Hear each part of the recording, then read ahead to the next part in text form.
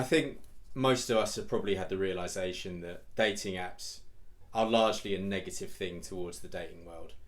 And I think the more I think about dating apps, the more it really seems that there's only one group of people that really benefit from dating apps.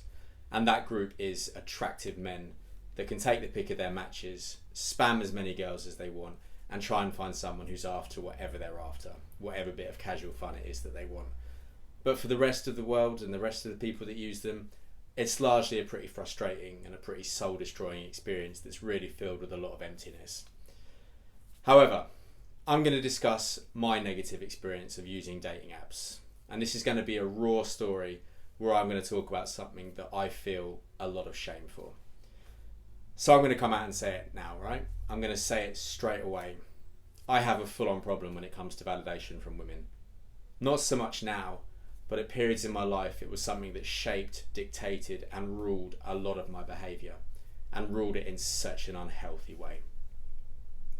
I classify myself as being an emotionally intelligent guy, so when I look back and I talk about these stories, they seem completely out of character and a completely opposite reflection of the man that I've tried to become.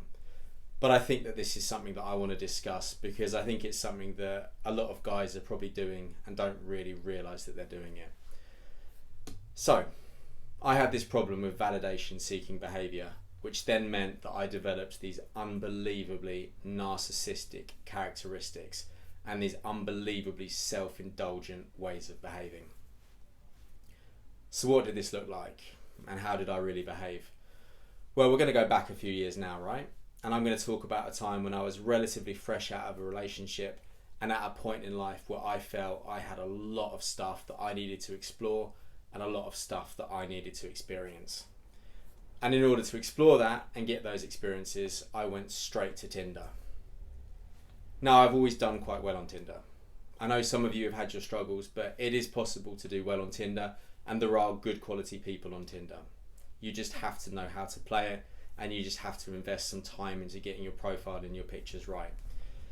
So I downloaded Tinder at that moment in time, and I started messaging multiple girls at the same time. And the first narcissistic habit that I developed was the fact that I became completely incapable of speaking to one girl. In fact, I became completely incapable of speaking to anything less than 10 girls. And every single day I'd spend my time swiping through, chasing match after match, chasing message after message, getting message after message, but not really connecting with anybody. I'd be trading phone numbers like it was going out of business. I'd have my WhatsApp open. I'd be beginning to save multiple numbers. But let me tell you, when I say that, I wasn't doing that because I was interested in the women that I was speaking to or because I wanted to have anything with these women. I didn't even really care if I met these women. I was doing that because I wanted to reassure that insecure, vulnerable little part of me that just wanted to be loved, that I was good enough.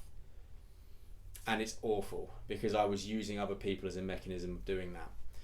So I'd be speaking to girls and I wouldn't even care what they had to say about themselves. I'd ask them the standard generic questions that you'd ask them. I didn't give a fuck about the response. I didn't care where they lived. I didn't care what they did for work. I didn't care anything. All I cared was that they found me attractive. All I cared about was the fact that they wanted to go on a date with me. And this cycle started off just as being that, but then it came to the point where I eventually did begin to go on dates. And there's one girl that I feel like I owe an apology to. Now, she doesn't know that I did this, and I don't think she would even care at this moment in time. A lot of time has passed. But this was a girl who I went on 3 dates with. But it's on the second date where I think my behaviour was pretty poor. So we got on the first date, and we'd had a really, really good first date. We'd really gelled, we'd really connected, and we'd really, really just vibed. And I was very attracted to her and vice versa. She told me on the first date that she hadn't gone on a date with anyone for 14 months.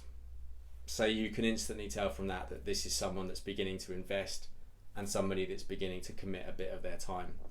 Now, I loved that, right? Because in my mind I was like, fuck you, every single other guy. This girl has waited 14 months and I'm the guy that she's chosen to go on a date with.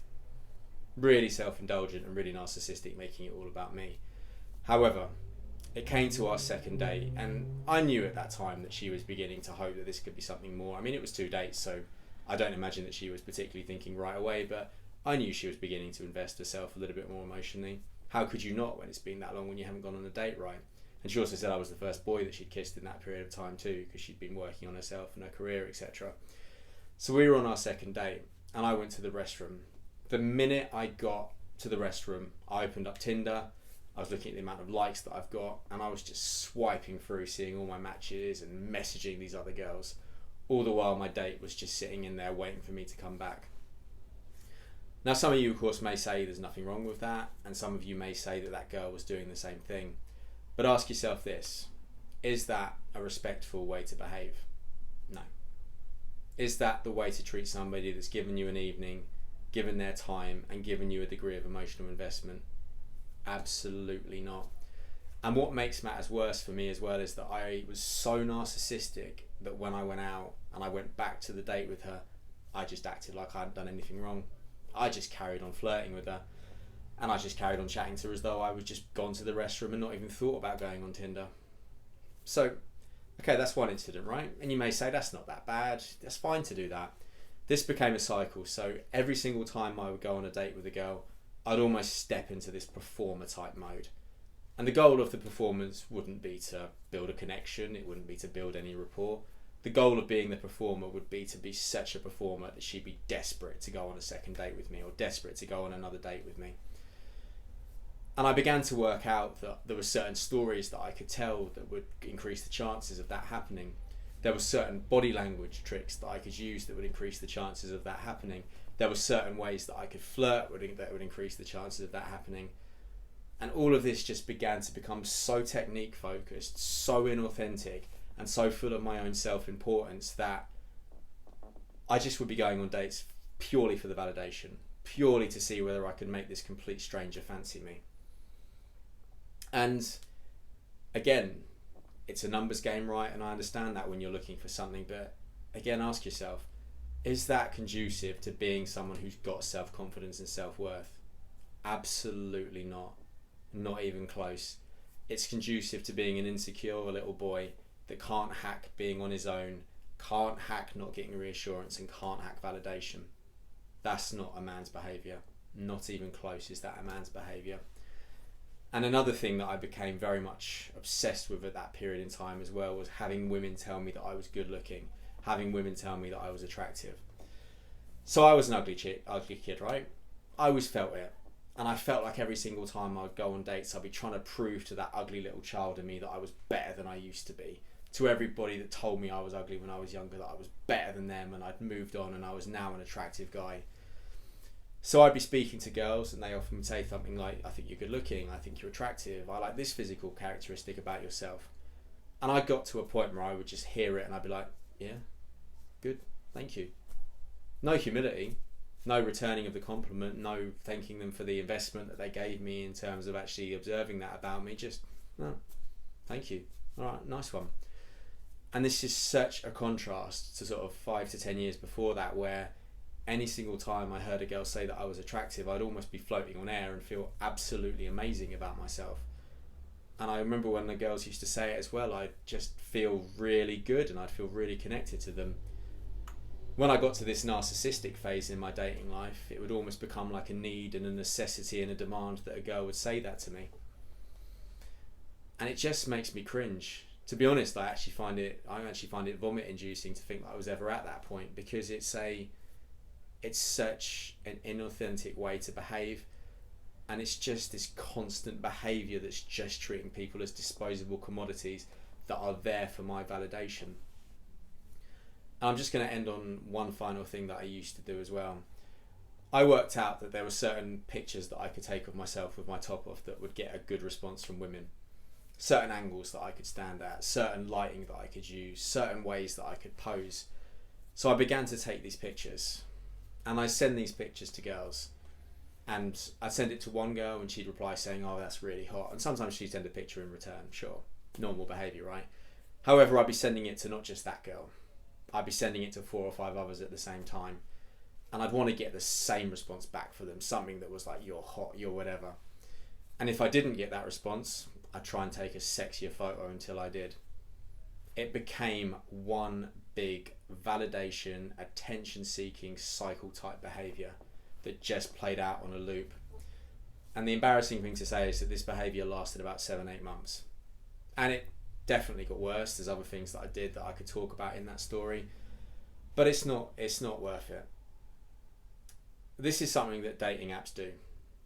I'm not going to criticize dating apps because everybody has an element of control, but you have to be aware of the way that you're behaving, and you have to be aware that just because a dating app exists and is giving you access to more women, it doesn't mean that the women that you meet deserve less respect.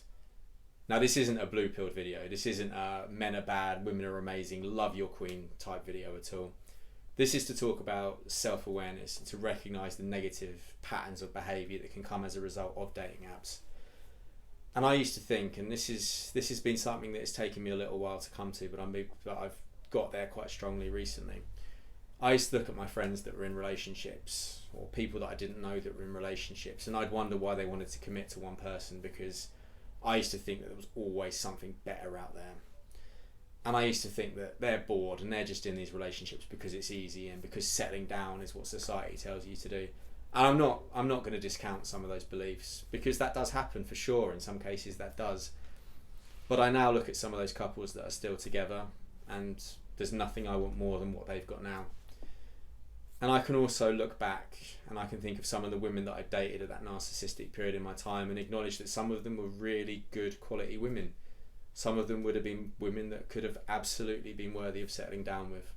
Good morals, good values, good outlooks, attractive, respectful, and treated me really well. There's not a lot that you could really ask for beyond that. But I wasn't in a headspace for that, because I was a child.